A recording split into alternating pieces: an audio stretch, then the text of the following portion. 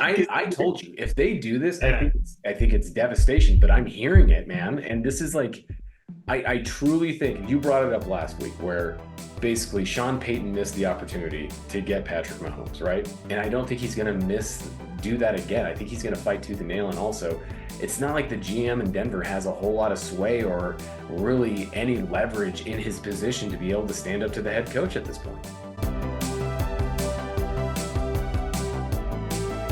All right, Mike, with this mock draft 1.0, this is, pre free agency. So this could change in 2 weeks very, very easily. But I think you're right. I'm convinced at this point, especially after hearing Justin Fields on the podcast with the St. Browns today, sounds as though he is pretty convinced he is no longer going to be a Bear, and he's really just looking forward to getting it over with. That's the overwhelming thing or theme I think I got from that today. So I'm there with you. Pretty interesting that both of us had three quarterbacks going 1, 2, 3, just a little bit of a different order. I see Drake May still number 2, coming out of, just the overall hype. Everybody seems to be very, very high on Drake May at the number 2. That's where Washington's probably going to take. Number 3, Jaden Daniels going to New England. I think that's somewhat of a steal there at number 3. I mean, if you can get him number 3 and already 2 quarterbacks have been taken, that seems like a pretty good spot for New England to be taking him. Now, Marvin Harrison Jr., God, still number 4. I think it's crazy that that's going to end up happening, and Arizona is going to be very happy. It's the next coming of Larry Fitzgerald, right?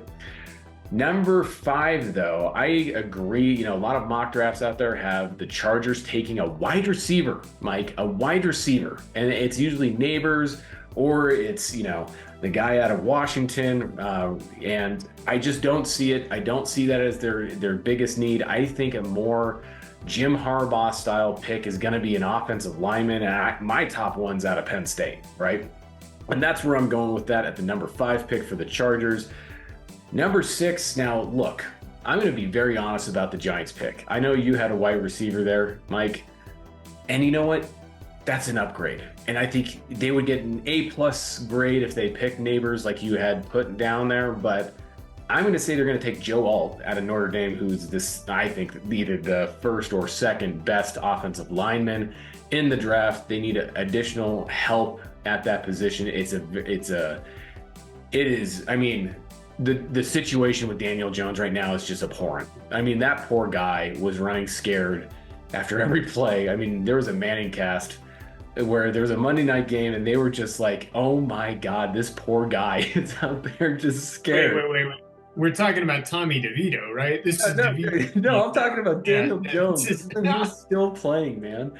It was this is so bad, so bad. And it's, I think no matter what they pick, no matter what the Giants pick, there's not a position, name a position outside of Saquon Barkley, who might not even be with the Giants anymore, that wouldn't be like an A+ grade at this point, as long as they take the best available and not reach for someone. Do you get what I'm saying? So I'm going offensive lineman here. I think that makes the most difference for him. It's kind of like how Quentin Nelson's like the anchor for the Colts. I think this is a good pick for the Giants. Neighbors then going to Titans. That makes a lot of sense. There's some mock drafts out there where the Titans are taking another QB. Get out of here, man. That's not happening. I think there was a pretty promising turn of the season when they moved on. And I think getting additional, firepower for Will to be able to chuck to, I think is a good idea. And also, Neighbors is really not that far off from Harrison. I think there is some pretty good metrics to say he's comparable, and I think people are overlooking how good this guy is. Next is the pick that's going to piss Mike off, and I think it is now at a point where, look, Mike, I'm telling you right now, I think the overwhelming consensus that I'm seeing is that Sean Payton's very convinced that, and he's going to fight tooth and nail to get his quarterback, kind of like how he felt like he missed at Patrick Mahomes, right? I think that he's going to fight for J.J. McCarthy, and I think he thinks that he's the next coming of Drew Brees. And I see them trading up and Atlanta being in the position after taking care of business and getting their quarterback in the free agency, Kirk Cousins or Baker Mayfield. And I think that they're going to move back, and the Broncos are going to sell the farm yet again in a very last desperate gasp of, desperation, I guess. I'll just use that a couple times. and make the trade to get JJ McCarthy. Do I think that's going to benefit? No. If I had to give him a grade on this draft, they did draft. I can't even talk. If they did trade up, what would be the grade I'd give him? I'd give him a D- for doing this. I really would. But I'm convinced that Denver's going to move up. The spot that makes the most sense based off of where the teams are positioned is the number 8 position, where I think Atlanta will trade back to the 11th position and get a couple picks out of it. Next, Dallas Turner going to Chicago makes a lot of sense, shoring up that defense, making it even stronger than it already is at the end of the season. And then finally, Brock Bowers giving another weapon and added support to that offensive line, going to the Jets. Mike, Steelman, tell me where I'm wrong here. Well, there on two accounts, everything looks good with the exception of one pick. First of all, you're going to have to explain to me who is Denver afraid is going to pick JJ McCarthy between 8 and 12. I don't know if anyone else is really in the market for this guy at that point. Dude, I honestly think the Vikings are still in the market, and I think that they might be. They might be lurking around as a possible trade suitor. But Dirk, what assets is Denver trading to move up? They already don't have any picks.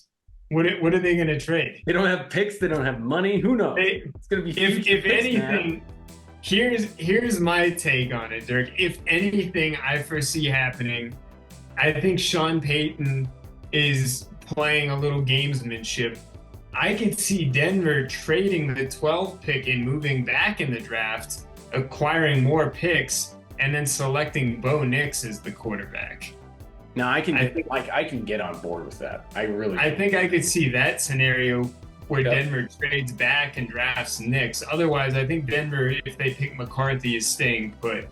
I don't know if Denver, because you're talking about having to try and trade like Surtain or something. I mean, it would be nuts to try and move up. If Denver moves up, I think it has to be for Jaden Daniels or someone like that. I don't think they can move up for McCarthy. Just my pick. But otherwise, Dirk, I think you've pretty much hit it on all of these. Here's the thing, Mike, though. The Surtain trade is right where it is because Atlanta is in desperate need of a cornerback, man. Like, they are in desperate And if I wasn't going to pick, like, in the first round here, I'd probably pick a cornerback to fill in this position at that spot. Yeah, but if you're Denver and you have maybe the best cornerback in football, how is that worth 4 spots up in the draft? Dude, I told you, if they do this, I think it's devastation, but I'm hearing it, man. And this is like, I truly think, you brought it up last week, where basically Sean Payton missed the opportunity to get Patrick Mahomes, right? And I don't think he's going to do that again. I think he's going to fight tooth and nail. And also, it's not like the GM in Denver has a whole lot of sway or really any leverage in his position to be able to stand up to the head coach at this point.